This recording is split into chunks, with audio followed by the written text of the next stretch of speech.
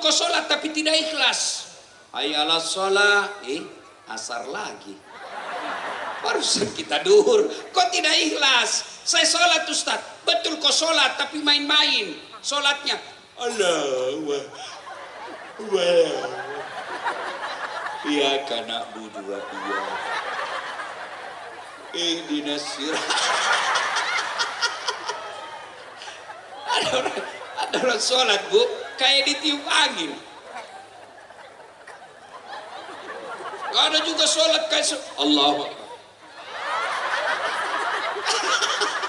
Kau ketawa karena kau semua pelakunya.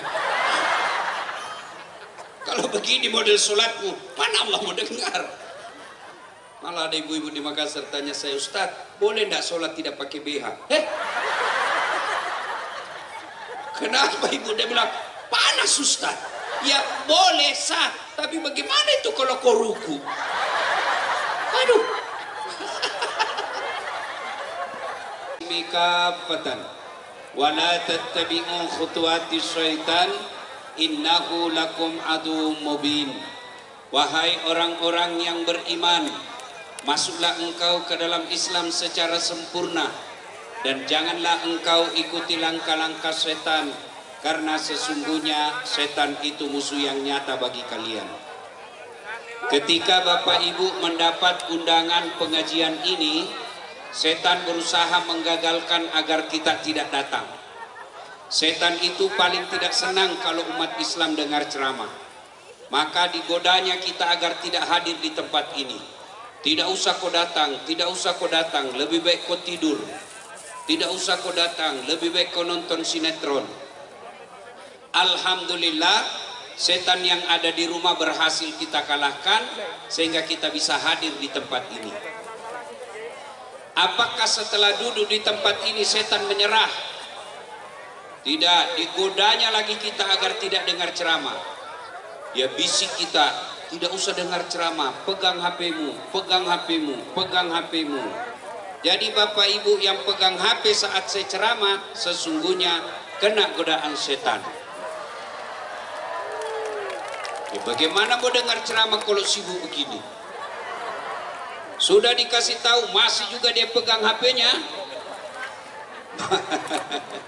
Bukan lagi kena godaan setan, ibu sudah jadi temannya setan. Apalagi setan yang ada di tengah-tengah kita. Tuh, minuman yang lagi dibagikan. Saya belum, padahal sudah dapat 2 itu. Sudah dikasih 2, dia bilang belum anakku. Sudah dikasih anaknya, dia bilang belum menantuku yang di rumah. Sudah dapat bungkusan, itu digodanya lagi kita setan. Lihat isinya, apa isinya, apa isinya. Sudah lihat isinya, dia goda lagi. Makan, coba makan, coba makan. Jadi Bapak Ibu, percayalah ketika dengar ceramah seperti ini, setan menggunakan segala upaya agar kita tidak dengar dakwah. Maka saya minta dengan hormat simpan dulu HP-nya. Bisa? Bisa? Yang bagi-bagi minuman, istirahat sejenak. Kita dengar ceramah dulu. Saya yakin yang datang di sini bukan sekedar mau cari minuman. Betul? Betul? Nah, coba dengar. Kalau begitu kumpul kembali minumannya. Simpan dulu ya. Kita dengar ceramah dulu. Bisa? Saya jauh-jauh dari Sulawesi Selatan untuk menghormati undangan sedulur-sedulur sekalian. Bayangkan saya tinggalkan Makassar jam 8 pagi, jam 8 malam baru sampai di sini. Lelah, capek, tapi hilang rasa lelahnya ketika melihat sedulur-sedulur sekalian. Sedulur saklawase, nggih? Nggih? Matur nuwun. Wa qala idzan bismillahirrahmanirrahim. Innallaha wa malaikatahu yusalluna 'alan nabi. Ya ayyuhalladzina amanu sallu alaihi wa sallimu taslima. Sesungguhnya Allah dan para malaikatnya berselawat kepada Rasulullah Muhammad sallallahu alaihi wasallam, maka wahai orang-orang yang beriman, berselawatlah kalian kepada Rasulullah dengan sebaik-baik selawat. Suatu kali Nabi lagi duduk-duduk dengan malaikat Jibril. Tiba-tiba Nabi melihat ada malaikat lebih 1.000.000 jari-jarinya. Ibu-ibu, sampean punya jari-jari berapa, Ibu? 10. Cacat dong. Dari kakimu. 20. Ini malaikat lebih 1.000.000 jari-jarinya. Nabi terpesona dan heran lalu bertanya, "Ya Jibril, malaikat apa itu? Banyak betul jari-jarinya." Jibril menjawab, "Ya Muhammad, itu malaikat yang Allah tugaskan mencatat air ketika hujan." Ada yang bisa catat air hujan? Ada? Ada? Kenapa? Ya biar banyak, kalau saya jatuh satu-satu saya bisa catat. Ini banyak, jatuhnya rame-rame, laju, mana bisa kita hitung? Nabi penasaran dan tanya malaikat itu yang banyak jari-jarinya, "Wahai malaikat, apa betul kau mampu mencatat air ketika hujan?" "Ya, kucatat yang jatuh di gunung, kucatat yang jatuh di laut, kucatat yang jatuh di darat. Semua aku catat yang Muhammad, tak setetes pun yang tidak aku catat. Maka aku sibuk dengan jariku yang banyak ini." Lalu Nabi penasaran, malaikat ini berkata, "Ya Muhammad, ada satu yang tidak mampu aku catat." "Oh ya? Kenapa?" "Karena jumlahnya lebih banyak daripada air hujan." "Apa itu?" "Ketika umatmu berkumpul di satu tempat seperti kita sekarang ini, lalu mereka berselawat bareng-bareng kepadamu, aku tidak bisa mencatat betapa banyak pahala yang Allah turunkan di tempat itu." Allah Karim. Ibu bapak yang perlu saya hormati, yang perlu saya sampaikan, orang masuk surga itu bukan karena tidak ada dosa. Kalau orang masuk surga karena tidak ada dosa, maka tidak ada isinya surga kecuali Rasulullah Muhammad SAW. Mana ada manusia yang tidak ada dosanya? Ayo, tunjukkan saya yang tidak ada dosanya di sini. Angkat jari yang tidak ada dosanya. Nah, ini di belakang saya. Muka-muka penuh dosa juga saya lihat ini. Ini yang bicara. Banyak juga dosa saya, terutama kalau saya pergi jogging. Waduh, habis dosa saya, habis pahala saya. Kenapa? Di depan paha, di belakang ketek, di samping kanan pantat. Dia bilang mahasiswaku, "Kenapa kau lihat Ustaz? Barang bagus, habis pahala. Gara-gara apa? Itu yang berkeliaran. Mana ada manusia tidak ada dosanya. Jangankan sedulur-sedulur sekalian, kurang apa kemuliaannya para nabi. Manusia pertama, nabi pertama yang Allah ciptakan, namanya Nabi Adam alaihissalam. Apa dosanya? Ada, dia makan buah khuldi. Nabi Nuh, ada dosanya. Apa? Gagal dia didik anaknya. Nabi Yunus, ada dosanya, dia sangka buruk dalam dakwah, dia tinggalkan umatnya. Coba, itu nabi, apalagi kita. Pasti ada dosa. Lalu kenapa orang masuk surga Ustaz? Ketika ditimbang pahalanya, kebaikannya sebelah kanan, namanya malaikat pencatat kebaikan. Ditimbang dosanya sebelah kiri, namanya pencatat keburukan. Timbang punya timbang, ternyata lebih berat kebaikannya daripada dosanya. Meskipun selisih keburukannya hanya 1%. Ibaratnya kebaikannya 10, dosanya 9, dia masuk surga. Kenapa? Lebih banyak pahalanya daripada dosanya. Maka ketika kumpul seperti ini, ada tadi kelompok selawatan, berselawat merugi yang tidak ikut. Kenapa? Dia tidak dapat pahala, seperti pahala lebih banyak daripada jumlah air hujan. Maka saya mau ajak berpahala, bisa?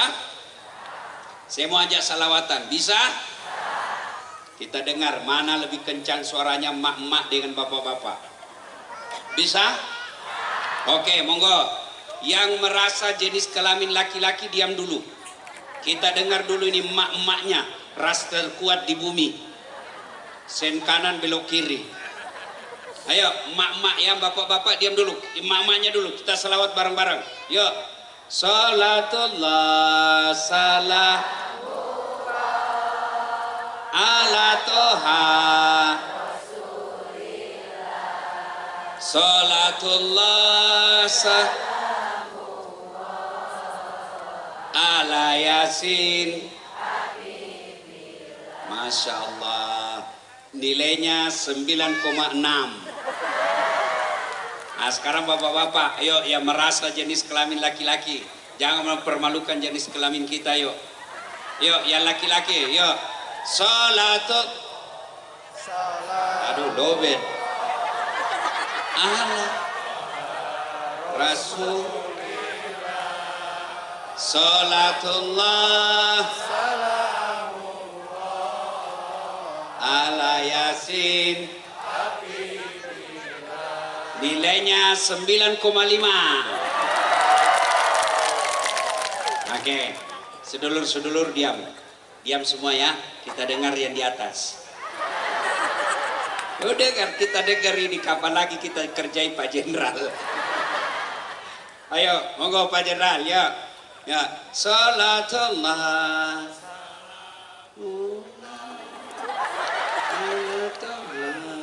Rasulillah, salatullah, salamullah, ala Yasin. Nilainya 9,9. Ya, beliau yang ngundang saya. Kalau saya kasih nilai sedikit, nanti honorku juga sedikit. Pak Jenderal, saya pernah salah menerima honor. Kan di Makassar kalau malam itu biasa 2 ceramah saya 1 malam. Selesailah ceramah saya yang pertama, saya buru-buru ke acara kedua. Lari-lari dikejar saya sama panitianya. Panitianya MC, Bu. Dia bilang, Ustadz tunggu dulu. Kenapa, Dek? Tunggu dulu, Ustadz. Jangan buru-buru, tunggu dulu. Dia datang. Apa, Dek? Dia kasih keluar amplop. Langsung kusambar, Bu. Kan malu juga kalau kita dilihat jamaah kan. Saya tidak buka, langsung masuk kantor. Saya duduk di atas mobil, saya bilang sama sopir, alhamdulillah dapat rezeki malam ini. Saya buka itu amplopnya. Astagfirullah, salah kasih orangnya, Pak. Apa dia kasih saya? Susunan acara. Pak Jenderal, ini jangan dicontoh Pak Jenderal ya. Ini contoh yang salah ini. Ayo kita sama-sama semua salawat bareng-bareng. Mudah-mudahan Muharram ini bulan penuh kemenangan, bulan penuh kemuliaan. Dengan salawat kepada Rasul, kita nanti berkumpul bersama Rasulullah di akhirat, bersama Rasulullah minum di Telaga Al-Kautsar. Ayo bareng-bareng. Yuk, terutama yang ada utangnya. Ayo salawat, mudah-mudahan salawat besok-besok lunas utangnya. Yuk, salatullah salam. Yang di belakang, ala toha rasulillah, salatullah ala Yasin, tawassalna bi bismillah wa bil hadi rasulillah wa kulli mujahidilillah bi ahlil. Alhamdulillah, terima kasih Bapak Ibu saudara-saudara sekalian teristimewa yang kita hormati, Bapak Komisaris Jenderal Polisi Profesor Dr. Haji Rudi Herianto beserta keluarga yang insya Allah dimuliakan dan dirahmati Allah Subhanahu wa Ta'ala. Saya mau tanya, kira-kira saya bisa hadir di tempat ini, undangannya siapa? Sampean? Aduh, ndak kenal, Bu. Siapa yang undang? Majelis Taklim. Nah, jilbabnya aja belum lunas. Siapa yang undang? Pak Jenderal. Maka yang pertama kita ucapkan alhamdulillah. Ada di kampung kita tinggal seorang komisaris jenderal. Ibu tahu itu namanya komisaris jenderal? 3 bintang. Di atasnya 1 lagi. 4 bintang 4. Ada lebih hebat, bintang 7. Obat sakit kepala. Masya Allah, kita doakan beliau terkabul cita-citanya, amin. Dibahagiakan keluarganya, disukseskan segala pekerjaannya, dan jika kelak menghadap kepada Allah husnul khatimah, amin.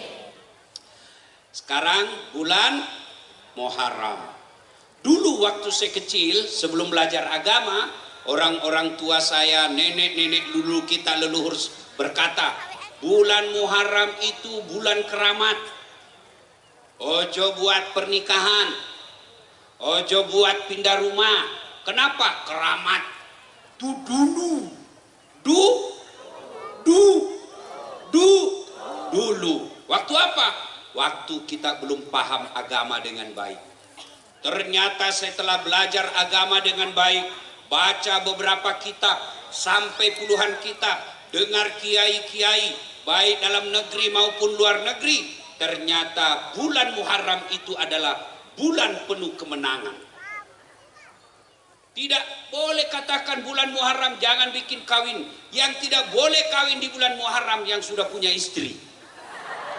Apalagi kalau dia polisi mau kawin lagi, jangan coba-coba, dipecat. Ada polisi yang boleh kawin lagi? Ada. Mana? Yang sudah meninggal istrinya.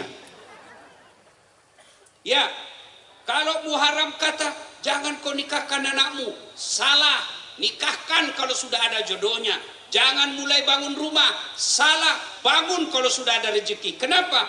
Bulan Muharram itu bulan penuh kejayaan dan kemenangan. Kenapa? Satu, Nabi Adam digoda sama iblis. Kau makan buah khuldi. Adam menolak. Digoda istrinya, Hawa, kau makan buah khuldi. Untuk apa? Itu khuldi berasal dari kata khuldum. Khuldum kekal. Kalau kau makan buah khuldi, kau kekal dalam surga. Wah, tergoda Hawa. Bang, saya mau makan buah khuldi. Kata suaminya, ndak boleh deh. Berarti kau tidak sayang saya. Kalau kau tidak mau kasih saya buah khuldi, sebentar malam kau tidak dapat jatah. Akhirnya Nabi Adam tergoda. Marah Allah. Akhirnya bajunya jatuh. Dalam Quran dikatakan telanjang. Lalu Nabi Adam menutup dirinya dengan daun-daun. Allah menyampaikan hukuman kepada Adam. Adam, semuanya saya bolehkan kau makan dalam surga. Satu saja yang tidak boleh. Jangankan makan, dekat saja tidak boleh. Kau langgar pula yang satu ini. Keluar kau dari surga. Nabi Adam diusir keluar dari surga. Adam alaihissalam satu aja dosanya diusir dalam surga. Apalagi sedulur-sedulur yang sejuta dosanya belum dalam surga mau masuk surga. Nabi Hawa, Siti Hawa pun diusir. Adam tadi jatuh di Irak, negaranya Saddam Hussein, tetangganya Iran. Siti Hawa, gara-gara kamu goda suami, kau tergoda dari iblis, keluar kau dari surga. Siti Hawa keluar dari surga, jatuhnya di India, negaranya Sarulkan. Kucu-kucu kutehe,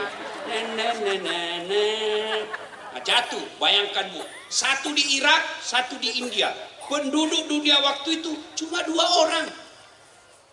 Mereka saling mencari, berdoa. Berapa lama berdoa? 200 tahun baru Allah kabulkan. Bayangkan Bapak Ibu, Nabi Adam satu aja dosanya 200 tahun baru Allah kabulkan doanya. Kita tiada hari tanpa dosa, doa malam besok mau dikasih.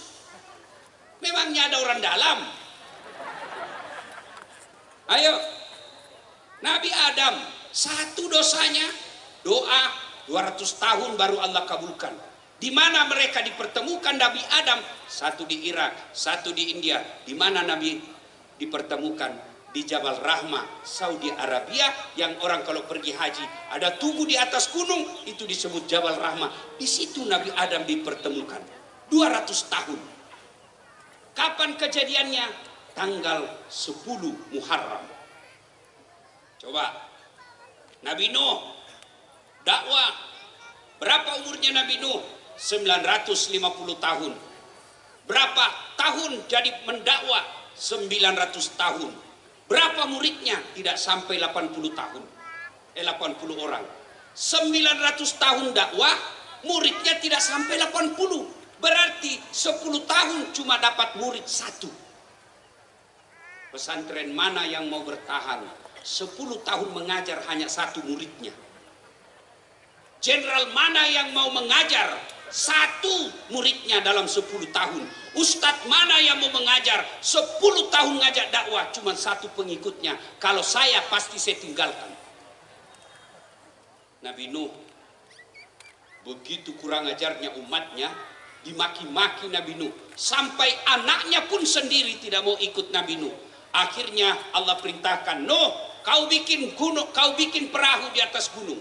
Makin diketawai, Nabi Nuh sudah gila, adiknya ngaku Nabi, la ilaha illallah, tiada Tuhan selain Allah, jangan sembah kecuali Allah. Tambah gila itu Nuh. Kenapa? Dia bikin perahu di atas gunung. Di Sulawesi Selatan, suku Bugis pandai bikin perahu, namanya perahu pinisi. 7 layarnya menambahkan 7 surah Al-Fatihah 7 ayat. Tapi sehebat-hebatnya orang Bugis bikin perahu, tetap bikin perahu di sisi pantai, tidak ada di atas gunung. Seluruh orang berkata, gila ini Nabi Nuh, bikin perahu di atas gunung. Untuk apa? Ternyata setelah Allah perintah hujan berhari-hari, kemudian banjir, hanyut semua orang-orang yang mengkhianati Nabi Nuh, termasuk anaknya yang selamat di atas perahu. Dan kapan terjadinya selamatnya Nabi Nuh? 10 Muharram. Ada lagi Nabi Yunus dakwah la ilaha illallah, jangan sembah kecuali Allah, tiada Tuhan selain Allah. Satu kampung tidak ada yang percaya. Kalau tadi Nabi Nuh masih ada kurang lebih 80, ini tidak ada satu kampung yang percaya. Nabi Nuh berkata, memang ini sudah tidak ada dapat hidayah. Sangka buruk dia kepada Allah, dia tinggalkan.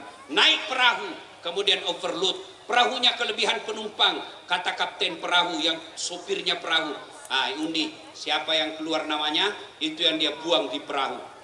Undi, bahasa ibu-ibu, di lotre, keluar namanya. Nabi Nuh, kata Nabi Nuh, ada kecurangan, pilkada ulang. Ulang lagi 2 kali, keluar, masih namanya Nabi. 3 kali, masih namanya Nabi Nuh. Kata kapten kapal, Nuh, maafkan kami, kamu harus dilempar turun ke laut. Dilempar Nabi Nuh turun ke laut, disambar ikan besar. Berbeda pendapat ulama, ada yang mengatakan ikan hiu, ada juga mengatakan ikan paus. Tidak jadi masalah apa nama ikannya, yang penting ikan besar. Berapa lama dalam perut ikan? 40 hari. Setelah itu Nabi Yunus alaihissalam mengucapkan istighfar, la ilaha illa anta subhanaka inni kuntu minadz zalimin. Dia ulang-ulang berkali-kali. Akhirnya ikan batu, keluar Nabi Yunus. Kapan terjadinya? 10 Muharram. Kemudian la ilaha illallah, tiada Tuhan selain Allah, jangan sembah kecuali Allah. Raja yang berkuasa namanya Raja Namrud marah. Siapa? Nabi waktu itu, Ibrahim alaihissalam. Hukum bakar, dibakar satu lapangan besar seperti ini. Lempar Nabi Ibrahim masuk ke bara api, dibakar seharian. Ternyata Nabi Ibrahim keluar kedinginan. Kapan terjadinya? 10 Muharram. Fir'aun, la ilaha illallah, jangan sembah kecuali Allah, kata Nabi Musa. Tapi Fir'aun marah. Tangkap Fir'aun, tangkap Musa, dikejar dia, lari ke tepian Sungai Merah, Laut Merah. Dalam laut, terbelah laut, tenggelam Fir'aun sama bala tentaranya. Kapan terjadinya? 10 Muharram. Paling dekat dengan kita, Muhammad sallallahu alaihi wasallam. Musyawarah kafir Quraisy, makin hari makin banyak pengikutnya Muhammad, makin disiksa, makin banyak simpatisannya. Bagaimana sedulur-sedulur? Rapat mereka kafir Quraisy. Apa solusinya ini? Kita apa ini Muhammad? Ada di belakang anak muda usul. Tuan ketua, bagaimana kalau kita sogok duit, kumpulkan semua uang yang ada di Mekah, kasih Muhammad. Apa kata Abu Jahal? Muhammad bukan bangsa Indonesia. Kasih uang, merah otaknya. Kalau begitu kasih perempuan paling cantik, tidak mempan.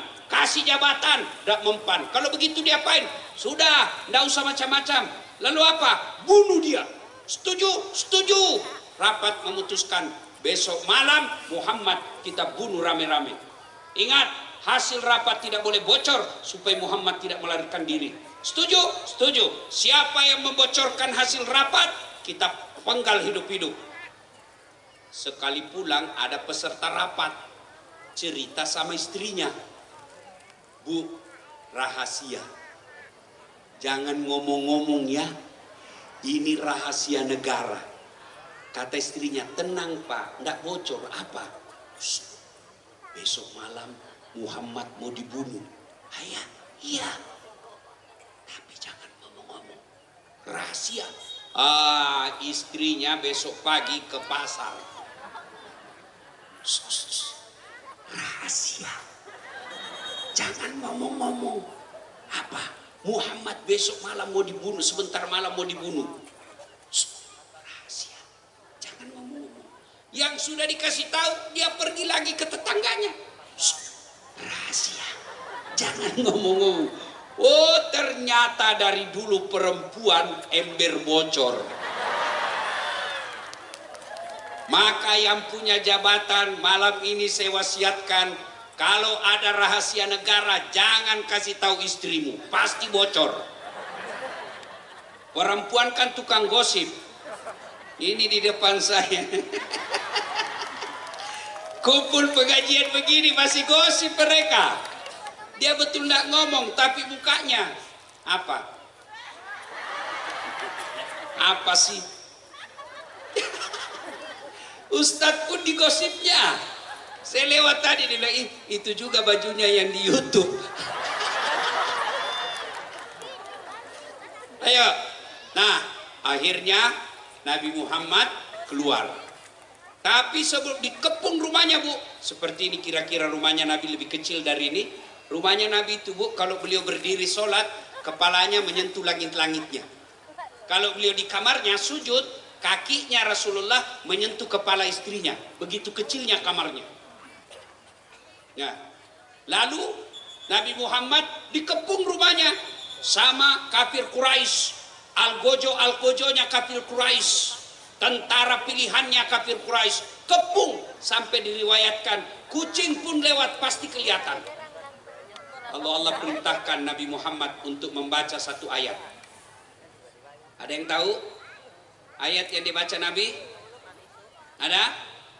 Ada? Surah Yasin. Saya bocorin nama surahnya, surah Yasin. Ayatnya Bismillahirrahmanirrahim. Wa ja'alna min baini aydihim saddan wa min halfihim fa'agsaynahum fahum. Itulah yang dibaca Nabi. Makna ayat itu, di muka mereka seolah-olah ada dinding, belakang mereka, samping kiri kanan seolah-olah ada dinding, sehingga Nabi lewat tidak ada satupun yang melihatnya. Ayat inilah yang dibaca mahasiswa saya ketika ada razia polisi lalu lintas. Begitu dia lihat polisi, wih ada supi, dia singgah lalu dia baca, dia lihat itu polisi. Bismillahirrahmanirrahim. Hop. Begitu lewat, ditilang ya. Dia datang ke saya, Ustadz bohong-bohong. Kenapa kau bilang bohong? Saya baca itu ayat Pak Ustadz, saya ditilang. Saya memang kenapa kau ditilang? Dia bilang, saya tidak pakai helm. Bukan ayat yang salah, kau yang beleng-beleng. Baru itu polisi juga hafal itu ayat.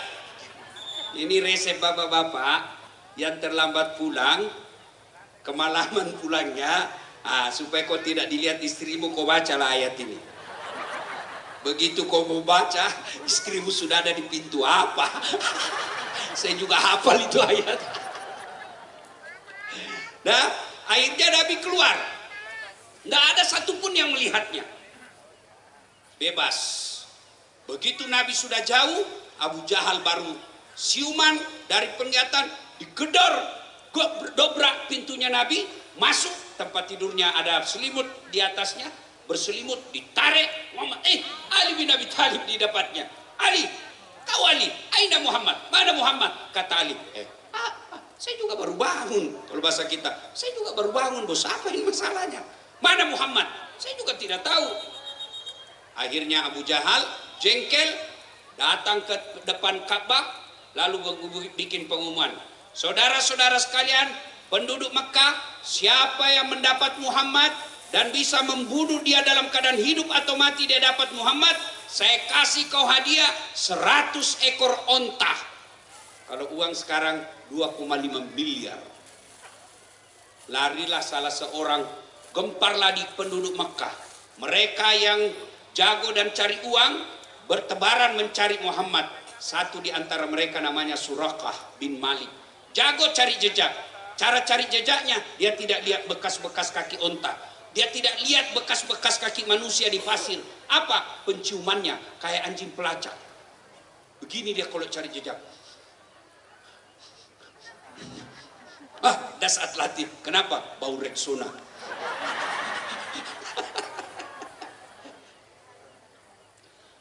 Didapat. Suraqah dapat Muhammad. Tapi dengan izin Allah.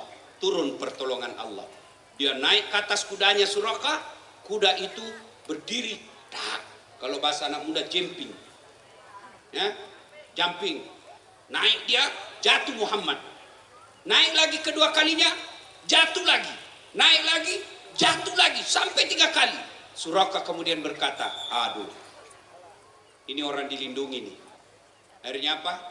Suraqah lalu mengucapkan, la ilaha illallah Muhammad Rasulullah. Masuk Islam.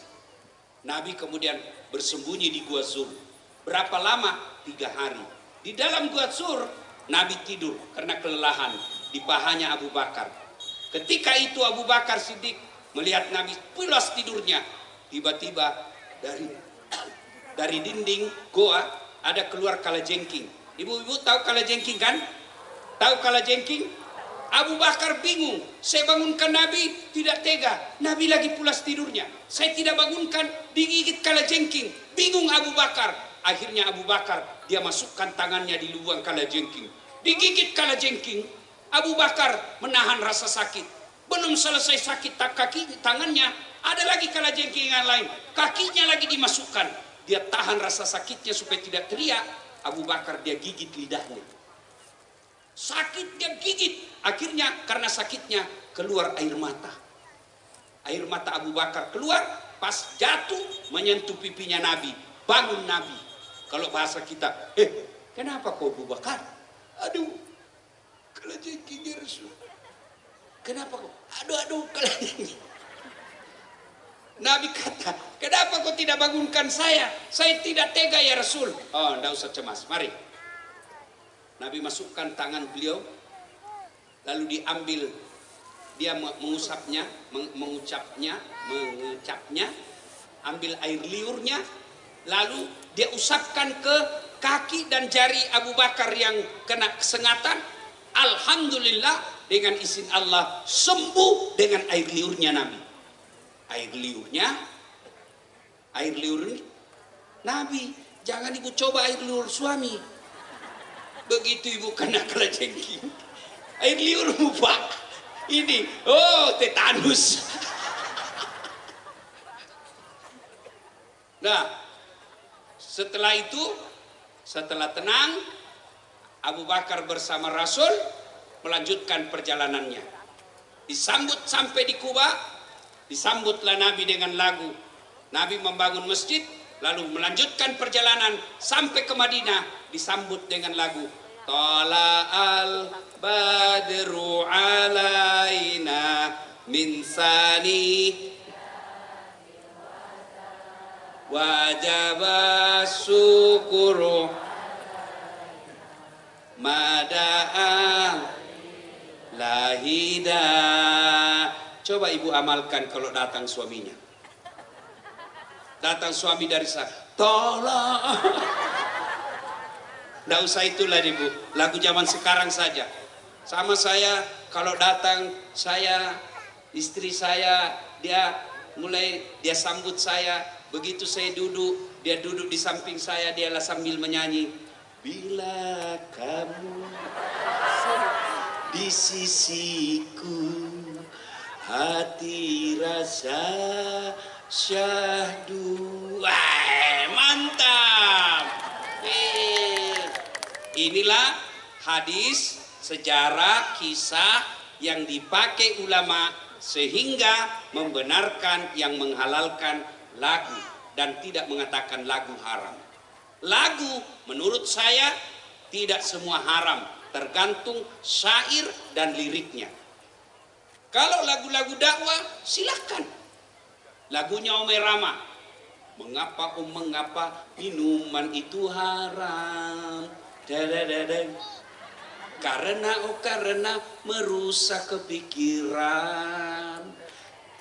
Mengapa berzina juga haram, karena itu cara binatang.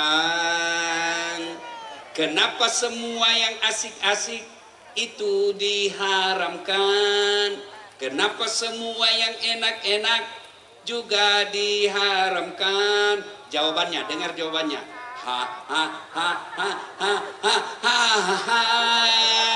Itulah perangkap setan, umpannya ialah bermacam-macam kesenangan. Itu kalau lagu begitu halal. Kenapa? Nasihat. Mungkin Tuhan mulai bosan melihat tingkah kita yang selalu salah dan bangga dengan. Nah, itu boleh. Tak sengaja depan rumahmu ku melihat dihiasi, hati bertanya. Memang sudah tua semua yang hadir ini. Lagu-lagu zaman dulu itu halal. Tapi kalau lagu pikiranku tak dapat ku mengerti, kaki di kepala, kepala di kaki, pantas kodomo. Kepalamu kusimpan di kakimu. Setiap ada kamu begitu terasa, itu haram itu. Iya Ibu. Nah, dan itu terjadi di bulan Muharram, maka Hijriah. Maka Bapak Ibu sekalian, banyak kejadian-kejadian yang Allah berikan kemenangan kepada orang-orang soleh, terutamanya kepada Nabi dan Rasul. Jadi bulan Muharram jangan dipahami sebagai bulan angker, jangan dipahami sebagai bulan keramat. Pahamilah Muharram itu sebagai bulan penuh kemenangan. Nah sekarang bagaimana mendapat kemenangan? Mudah-mudahan yang lagi berantakan rumah tangganya, mudah-mudahan yang kelilit utang, mudah-mudahan yang lagi susah cari kerja, dengan amalan Muharram ini Allah berikan kemudahan dan kejayaan. Satu, apa yang kita lakukan di bulan Muharram? Memperbanyak istighfar. Boleh istighfarnya Nabi Yunus, la ilaha illa anta subhanaka inni kuntum minadz zalimin. Itu saya tidak hafal Ustaz. Ambil istighfar yang umum. Astaghfirullahaladzim azim wa atubu ilaihi. Astaghfirullahaladzim azim wa atubu ilaihi. Terlalu panjang Ustaz, paling yang pendek. Astaghfirullahaladzim azim. Masih panjang Ustaz, ambil yang pendek. Astagfirullah, astagfirullah, astagfirullah. Masih panjang Ustaz, yang paling pendek sekali. Astaga, astaga, astaga. Tidak boleh astaga, tidak boleh bercanda itu, tidak boleh, tidak ada artinya. Minimal astagfirullah, astagfirullah. Ibu-ibu sambil duduk membayangkan utang, membayangkan suami yang lagi selingkuh, membayangkan anak yang lagi ditahan, membayangkan anak yang lagi cari kerja, bangun sholat tahajud, selesai sholat tahajud istighfar. Astagfirullah Rabbal baraya, astaghfirullah minal hataya, astaghfirullah Rabbal baraya. Sambil ibu bayangkan dosa dan kesalahan, Allah tersenyum kepada ibu. Tobat selama bulan Muharram ini yang masih tersisa lagi 15, itu kita lihat. Besok malam malam bulan purnama. Sambil menunggu waktu subuh, ibu bangun sholat tahajud jam 3, setengah 3, setengah 4, jam 4, menunggu waktu subuh. Perbanyak istighfar, 2 tahajud 2 rakaat saja kalau memang tidak mampu banyak-banyak. 2 rakaat, setelah itu istighfar sebanyak-banyaknya. Maka yang kedua di bulan Muharram ini, setelah memperbanyak istighfar, doa. Mereka nabi-nabi yang diberikan kemenangan tadi, karena setelah menghadapi musibah, mereka berdoa. Setelah menghadapi orang-orang jahat, mereka para nabi berdoa. Mana masuk akal laut bisa dibelah. Ketika Musa alaihissalam sudah minta pertolongan kepada Allah, pasrah dia, Fir'aun ada di belakang, laut ada di depan, tidak ada lagi pertolongan kecuali dari Allah. Nabi Musa berdoa, Allah kirimkan kemujizatannya, terbelah lautan.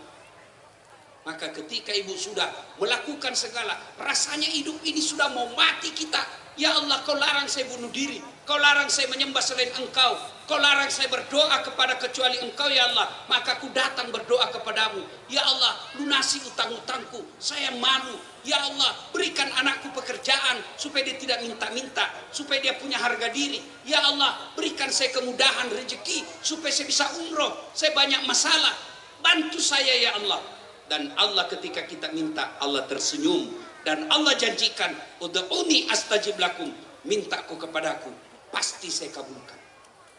Saya sudah minta Ustaz. Kapan kau minta? Kemarin. Hari kau mau dikasih. Nabi Adam 200 tahun. Nabi Zakaria minta anak usia 21 tahun. Kapan Allah kasih? 90 tahun usianya. Itu Nabi. Apalagi kita yang banyak dosa. Minta, Ustaz sudah lama 6 tahun saya berdoa, kok belum dikasih? Percaya yang kamu minta tidak baik. Anak sudah dikasih latihan fisik, sudah belajar bimbingan khusus, mau daftar Akmil, mau daftar Akpol, mau daftar STPDN, ternyata tidak Allah lulus. Percaya apa yang didaftar anakmu tidak baik buat dia. Saya dulu daftar Akabri, waktu itu namanya Akabri, tidak lulus ibu. Kenapa? Ceper, tidak cukup tinggiku. Saya protes sama Allah, ya Allah, kenapa kau tidak luluskan saya? Kenapa kau lahirkan saya dalam keadaan pendek? Semua saudara saya laki-laki tinggi, saya sendiri pendek dan kecil. Kenapa kau lahirkan saya dalam keadaan pendek Tuhan? Kau tidak rugi jadi Tuhan kalau saya tinggi. Kawan saya lulus polisi, dia sekarang sudah AKBP, 2 bunga, reserse, pakai baret merah, dia tugas di Polda Sulawesi Barat. Saya lulus jadi ulama, pakai baret putih. Alhamdulillah, karena baret putih, mulai baret hitam sampai baret merah, saya ceramai kau semua, termasuk bintang 3 malam ini. Andai saja saya lulus jadi AK waktu itu, maka sampai sekarang saya siapa jenderal. Iya toh, jangan pernah sangka buruk. Sudah usaha, sudah berdoa, tidak menghalalkan segala cara. Kamu minta tidak Allah kasih, percaya itu yang terbaik buat kamu. 2014 saya masuk pilkada di Makassar. 10 pasang calon wali kota dan wakil wali kota. Kalah? Tidak, cuma yang menang lebih banyak suaranya. Saya nggak mau dibilang kalah, belum tentu dia lebih hebat dari saya. Oh ternyata Allah tahu. Dasar, nggak usah kau jadi pejabat. Kau jadi pejabat bisa jadi kau ditangkap. Kau jadi pejabat setengah mati kau hormat. Datang Kapolres, siap komandan. Datang Kapolda, siapa jenderal. Datang presiden, siapa presiden. Saya jadi ustadz, mereka yang hormat sama saya sekarang. Maka bulan Muharram doa. Saya sudah berdoa Ustaz. Kenapa Allah tidak kasih? 1, bisa jadi kau tidak sholat. Berdoa, iya, saya selalu berdoa 24 jam, pagi doa, siang doa, malam doa. Di mana doa? Status.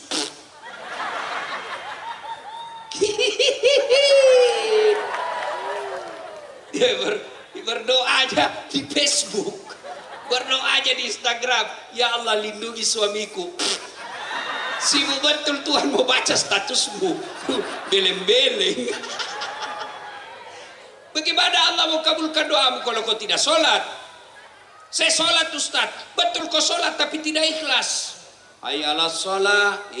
Asar lagi. Barusan kita duhur. Kau tidak ikhlas. Saya sholat Ustaz. Betul kau sholat tapi main-main. Sholatnya. Allah. Wah. Iya karena budu iya. Dinasir. Ada orang sholat bu, kayak ditiup angin. Ada juga sholat kayak Allahu Akbar. Kau ketawa karena kau semua pelakunya. Kalau begini model sholatmu, mana Allah mau dengar? Malah ada ibu-ibu di Makassar tanya saya, Ustadz, boleh enggak sholat tidak pakai BH? Kenapa ibu? Dia bilang, panas Ustadz. Ya boleh sah, tapi bagaimana itu kalau kau ruku? Aduh. Bu.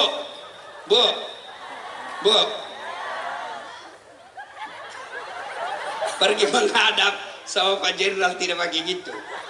Oh, ditempelin ke istrinya, keluar kau. Iya, maka ayo bulan Muharram evaluasi sholat kita sekarang. Jangan sampai sholat kita sudah 10 tahun tidak ada perbaikan kualitas. Dia sholat tapi yang dia ingat apa? Uang belanja. Allahu Akbar. Tadi uang saya 100.000. Beli pulsa 50.000. Sami Allah, beli sayur 20.000. Allah, bensin 10.000. Mana ini yang 20.000? Ya, bulan Muharram saatnya memperbaiki sholat. Bagaimana caranya memperbaiki sholat? Satu, perbaiki sholat. Wudhu. Mulai wudhunya disempurnakan. Jangan sampai wudhu sambil menyanyi. Lalai, panggil aku si Jamlai. Dia wudhu, Cikampek, tas kemana? Iya, ayo, bulan Muharram kali ini cukup istimewa. Kalau mulai besok, Bapak Ibu sudah memperbaiki sholat. Dengan cara apa? Memperbaiki awal, memperbaiki wudhu. Dua, jangan pakai pakaian yang Ibu yakini itu uang haram. Ibu dapat serangan fajar. Waktu pilkada dapat 300.000. Dia pergi pakai beli baju baru. Uang sogok kau pakai baru baju lalu kau pakai sholat. Percaya Allah pasti tolak sholatmu. Waduh. Dia bilang, Ustaz, ini bukan serangan fajar Ustaz. Ini sedekah subuh. Ya, dah. Yang ketiga, hikmah Muharram. Satu tadi, istighfar. Dua, banyak doa. Tiga, Bapak Ibu saudara-saudara sekalian, sedekah. Bulan Muharram ini anjuran perbanyak sedekah. Ustadz, gimana sedekah? Saya miskin. Sedekah dengan akhlak. Ustadz, macam mana kita mau sedekah? Kita bukan komisaris jenderal. Oke, kau tidak baik komisaris jenderal, tapi kamu kompol. Komisaris polisi. Iya, saya bukan kompol Ustadz, saya AKP. Oke, sedekahnya komisaris jenderal, komjen, tentu beda dengan kompol. Tentu beda dengan AKP. Tentu beda pula dengan inspektur. Bisa jadi sedekahnya seorang wali kota 10 juta. Tapi sedekahnya penjual sayur 10.000. Bisa jadi 10.000 itu jauh lebih mulia daripada 10 juta wali kota tapi pakai uang negara. Maka sedekah. Ustadz, anak saya sudah 3 kali daftar pegawai tidak lulus. Bisa jadi ibu malas sedekah. Ini ibu-ibu di depan saya ini semuanya. Yang banyak cincin-cincin emasnya. Ibu, saya mau tanya, kalau ibu meninggal besok-besok siapa yang pakai emasnya, Bu? Istri kedua. Begitu ibu meninggal, Menangis suamimu dicabut cincin. Ini cincin kawin kita, ibu. Nggak mau keluar, dikasih sabun.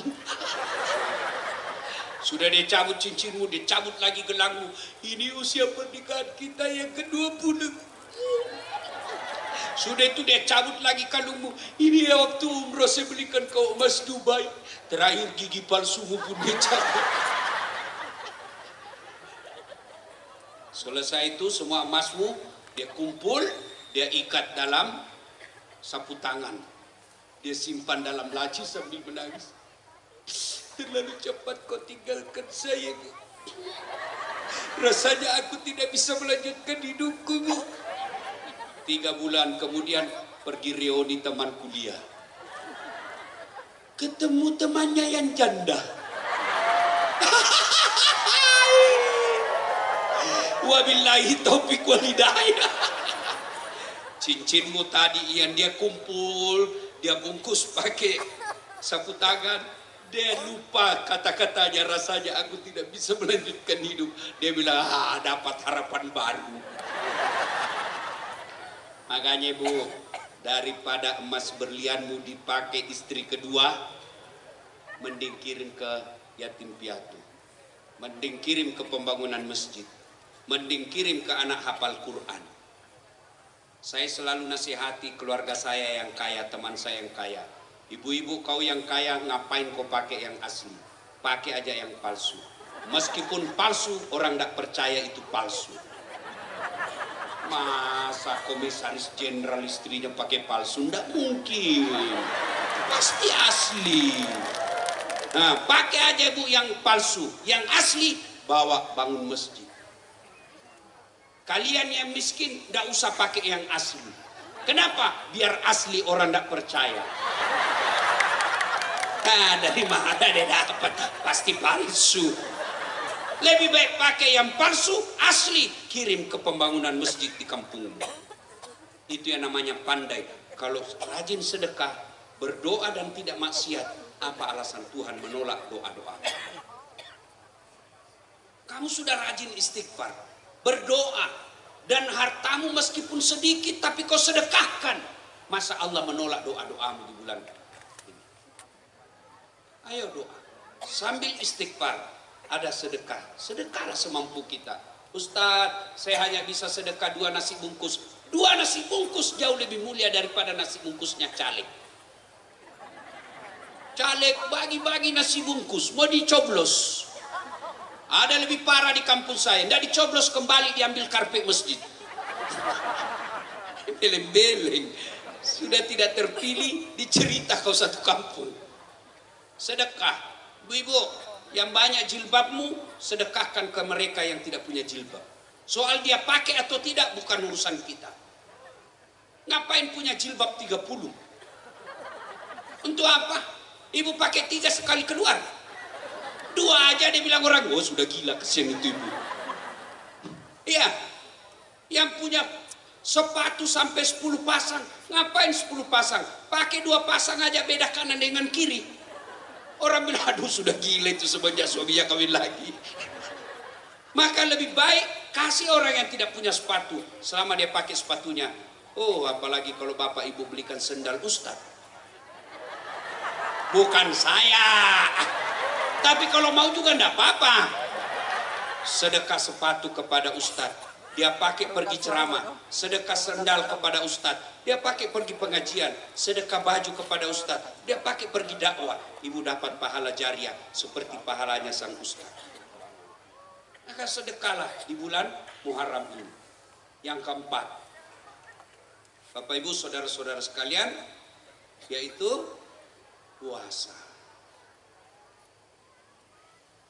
10 hari di bulan Muharram. Tidak bisa 10 hari, 3 hari di bulan Muharram.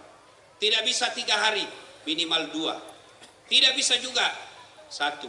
Tidak bisa juga, jangan berharap masuk surga. Bapak ibu saudara-saudara sekalian, bulan Muharram ini bulan penuh kejayaan. Bagi siapa yang mereka mengamalkan amal-amal kebaikan. Dan kalau sudah lakukan itu, tidak ada yang mustahil di sisi Allah. Belajar dari kisah Ibrahim. Dibakar dalam api yang sangat besar, keluar kedinginan. Belajar dari kisah Nabi Yunus, masuk dalam perut ikan. Tidak masuk akal bisa manusia hidup dalam perut ikan. Ada yang di sini bisa pernah masuk dalam perut ikan? Ada yang pernah di sini masuk perut ikan? Kalau saya, ikan masuk perut saya. Tidak masuk akal. Tapi kalau Allah berkehendak, tidak ada yang tidak masuk akal. Bagaimana dia bisa lulus? Bisa kalau Allah mau. Bagaimana dia bisa lunas hutangnya? Bisa kalau Allah mau. Nabi Muhammad di dalam gua Zur dikelilingi oleh kafir Quraisy, ngintip Abu Jahal, turun pertolongan Allah. Waktu itu Abu Bakar sudah cemas. Abu Bakar berkata, ya Muhammad, mati sudah kita ini, didapak maki. Kalau bahasanya di Makassar, mati maki kasihan, mati maki ini, didapak maki, didapak maki. Tapi apa kata Nabi? Abu Bakar, la tahzan, innallaha ma'ana. Abu Bakar, jangan kau cemas, Allah bersama kita. Lalu turun pertolongan Allah. Apa pertolongan? Bukan burung ababil bawa batu-batu dari neraka. Apa pertolongan? Bukan malaikat Jibril yang mengempakkan sayapnya. Apa pertolongan Allah? Laba-laba yang membuat sarang di mulut gua. Akhirnya Abu Jahal berkata, tidak mungkin ada manusia di dalam kalau ada yang sarang laba-laba. Adik-adik yang sampai sekarang masih susah cari kerja, banyak amalan di bulan ini. Kalau Allah sudah kehendak, tidak ada yang mustahil. Yang belum dapat jodoh, doa perbanyak, minta jodoh. Jangan minta jodoh di Facebook. Jangan minta jodoh sama manusia, minta jodoh kepada Pak Beri jodoh. Siapa? Allah. Enggak usah Ustaz, kalau bagaimanapun jodoh akan datang. Iya, kalau datang. Kalau enggak datang, iya datang. Tapi kalau kakek-kakek datang, minta kepada Allah. Yang banyak utangnya, ayo doa di malam sisa 15. Jangan sia-siakan, bangun malam-malamnya. Allah janjikan, ud'uni astajib lakum. Minta kau kepadaku, pasti saya kabulkan. Itu janji Allah. Dan kalau Allah yang berjanji, pasti. Kalau Bapak minta sama manusia belum tentu dikasih. Bapak minta sama saya, Dasat, minta HP-mu. Saya tidak mau. Kenapa? Saya juga butuh HP. Tapi kalau Allah, apa yang Bapak minta, Allah tidak butuhkan. Tapi percaya pada saat minta itu tidak mungkin Allah kabulkan ketika Bapak tidak sholat. Puncak kemaksiatan kepada Allah adalah tidak sholat. Dan puncak kesombongan kepada Allah adalah menalaikan sholat. Sholat adalah ibadah penentu. Bulan Muharram ini sudah luar biasa.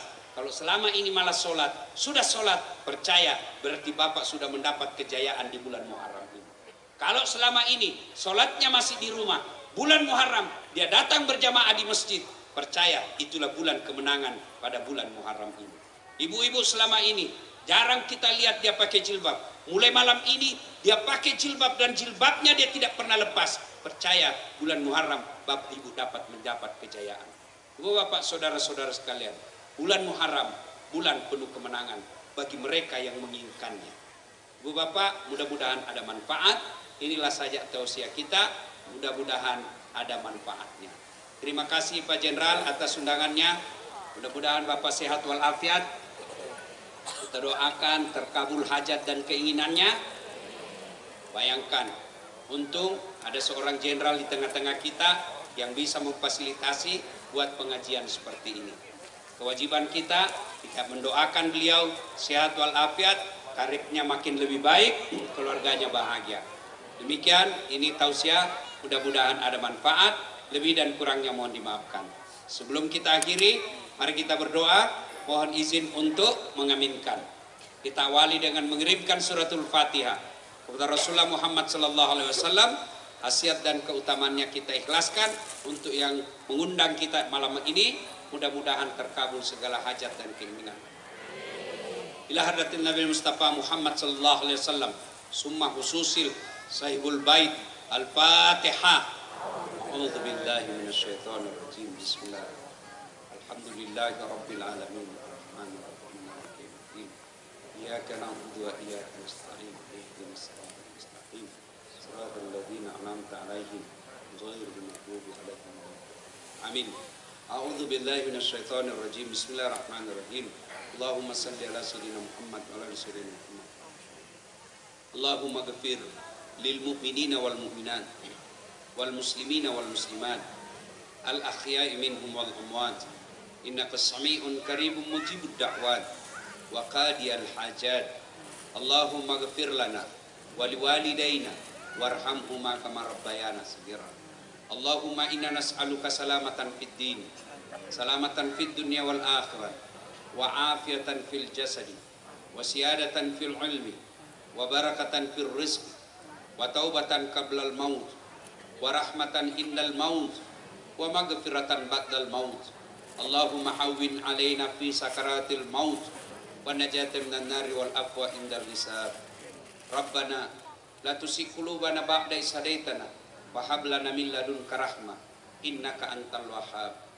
Ya Allah ya Rabbi ya Karim, Zat yang maha membalas, balaslah segala kebaikan orang-orang yang telah mewakafkan waktu, harta dan ilmunya untuk acara ini.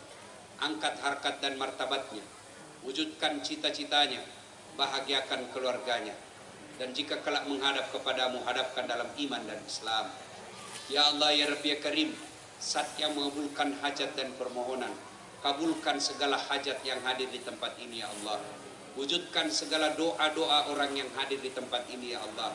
Berkahi segala penghasilannya, ridhai segala pekerjaannya, muliakan dalam hidupnya, selamatkan dunia dan akhirat.